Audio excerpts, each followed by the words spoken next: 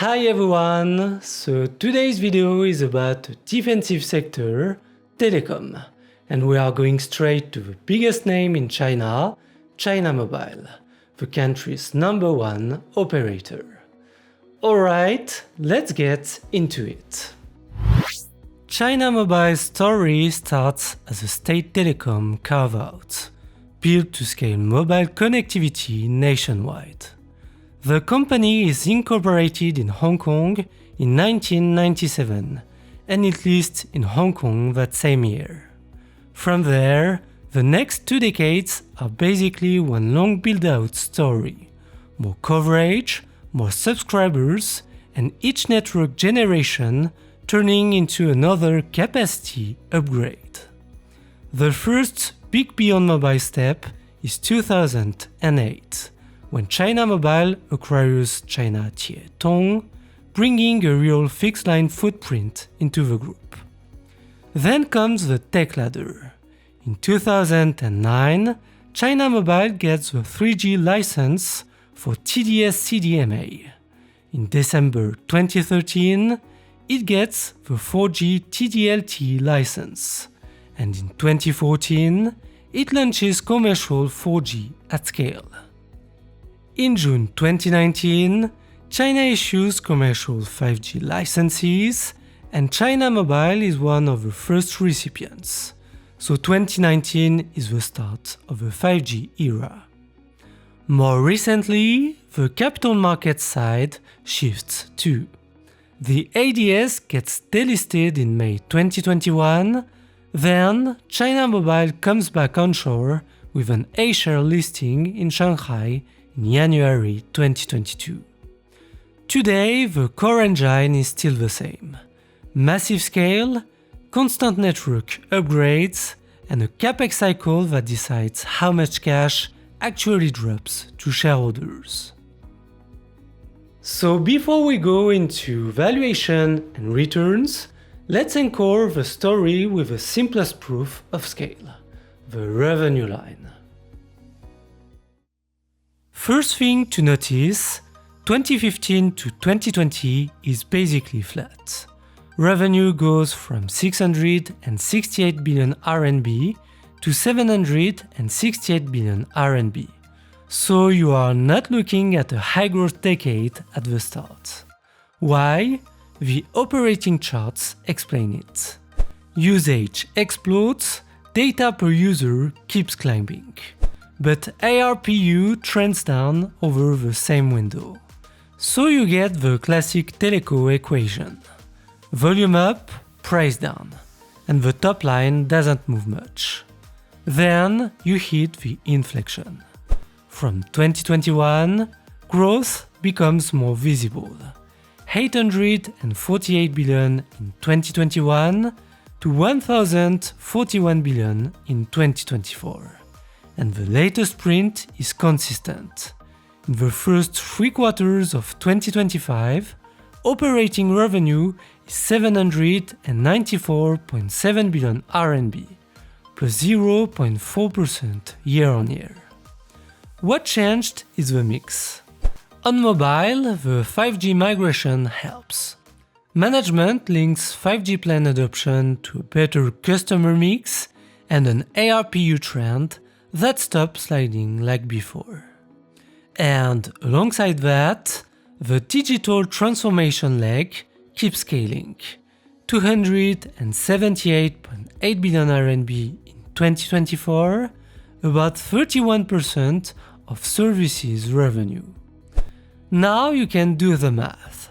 Over 2015-2024, revenue goes 668 billion to 1041 billion, so roughly 5% CAGR. And if you compare that to China's economy, nominal GDP goes from about 67.7 trillion RMB in 2015 to 134.9 trillion RMB in 2024, roughly 8% nominal CAGR. So the takeaway is simple. China Mobile grows, but it doesn't track China's GDP. It captures part of a country's growth, and a lot of the rest get competed away through pricing and maturity. China is a three-player market: China Mobile, China Telecom, and China Unicom. And the picture is clear. China Mobile has dominated the market for years. Even today, it's still the clear number one. That said, the trend over the last decade is also clear. China Mobile's share has slightly eroded, from the mid-60s in 2015 to around 56% by 2025, while the other two players gradually picked up the difference. So it's not a winner-takes-all story, it's a regulated, mature market where share shifts happen slowly. Now look at EBITDA margin. The direction is clear. It trends down over time and it ends 2024 at 32.1%. Why? Two simple reasons. First, the revenue mix has shifted. China Mobile has grown the products and others line, handsets, terminals, and management is clear that this business has low profit contribution, so it can lift revenue without lifting EBITDA much. Second, the operating cost base keeps creeping up. Higher network operation support costs, higher staff costs linked to SEI Tech talent, and other operating expenses. In 2024, those costs rose enough that EBITDA fell even though revenue was up, and the margin compressed again. This is the key setup for the equity story, because a telecom operator can grow revenue, but if margins drift down, EPS won't compound fast. On the EPS chart, basic EPS goes from 5.3 RMB in 2015 to 6.45 RMB in 2024. That's about 2.2% CAGR, so you immediately see the point. EPS doesn't grow as fast as revenue did. Two mechanics explain the gap. First, EBITDA margin has been trending down. Second, in telecom, depreciation and amortization are massive every year, and they sit between EBITDA and net profit.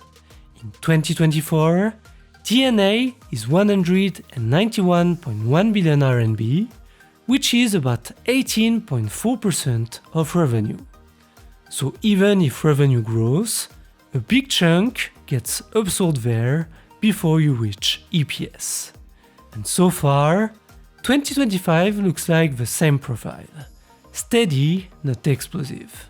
The 9M 2025 basic EPS print is 5.34 RMB, up about plus 3% year on year. Now let's move to the balance sheet. There are a few surprises here. This chart can make China Mobile look very asset-backed. That's true, but the key is what the assets are. Most of PPE is network equipment. In 2024, it's about 85% of net PPE. So it's not land, it's tech, and tech depreciates. The accounting life for most network gear is 5 to 10 years. Quick nuance: the gross debt on this chart is mostly lease liabilities. Towers, sites, premises, not classic bank borrowings. And that's what makes the picture impressive. Even after leases, China Mobile is still net cash. In 2024, cash plus bank deposits are 296.7 billion RMB versus lease liabilities of 88.4 billion RMB. So net cash is about 208 billion RMB. That's unusual for telecom. Most large US and European operators run with meaningful net debt, not net cash. Telecom is a capex cycle. You spend big to deploy a new generation, then you slow down once coverage is built. That's what this chart shows. Capex intensity sits in the mid-20% range for years, then drops hard after the main 5G build phase. So the setup is clear. Less capex pressure after the build-out phase, and that usually means more cash left for shareholders. You can see working capital improve from 2021 because payables and bills payable start growing faster, so the operating cycle becomes more supplier financed. But keep in mind, it's cyclical and it can reverse depending on settlement timing and the investment capex cycle. So what we saw on capex and working capital shows up here very clearly. Free cash flow per share steps up hard in the last 3 years. 4.54 in 2022, 5.73 in 2023, 7.45 in 2024. And if you take the 2024 free cash flow per share and compare it to the share price shown on the chart, that's a free cash flow yield of approximately 10.7%. But keep the cycle in mind. This number is not guaranteed.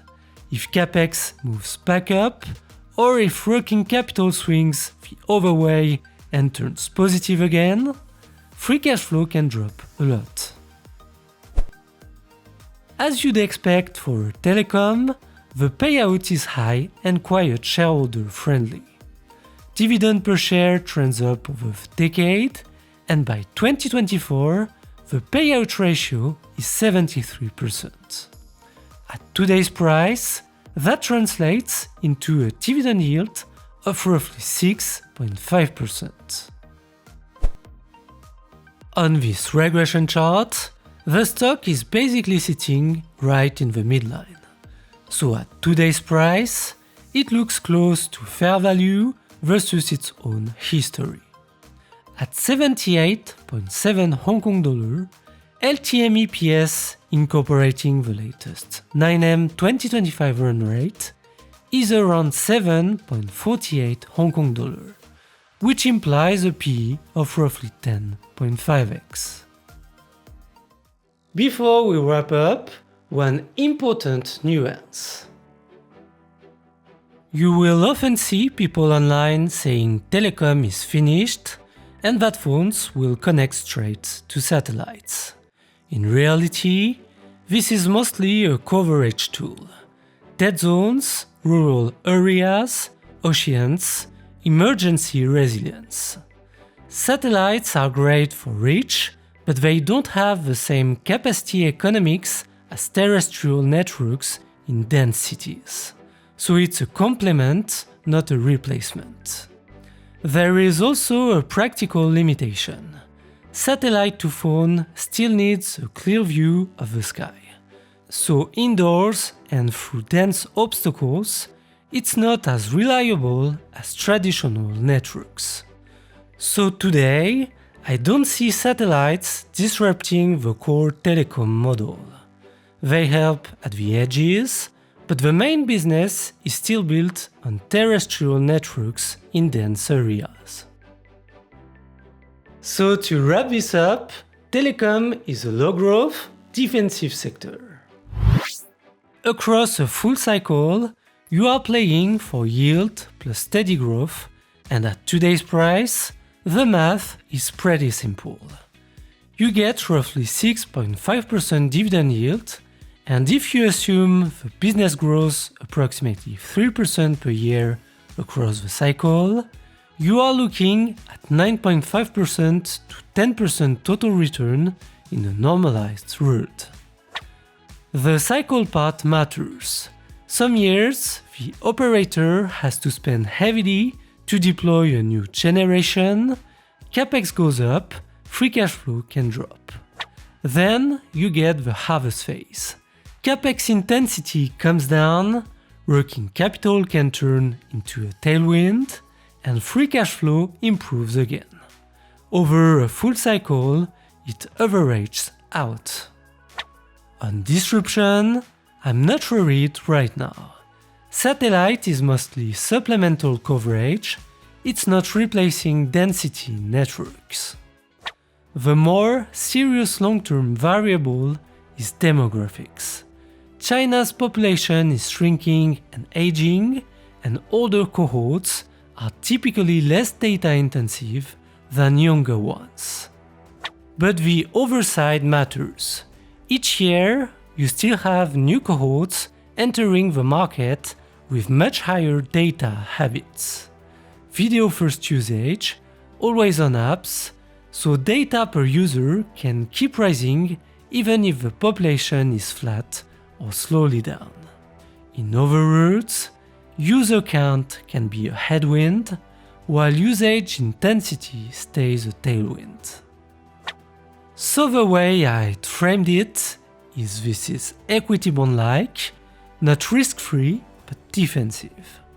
If you want a portfolio leg that's about cash returns plus stability, China Mobile looks like a solid candidate at today's price, with a realistic 9 to 10% expected return across the cycle.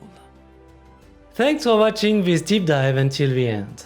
If you found it useful, feel free to like, subscribe and share.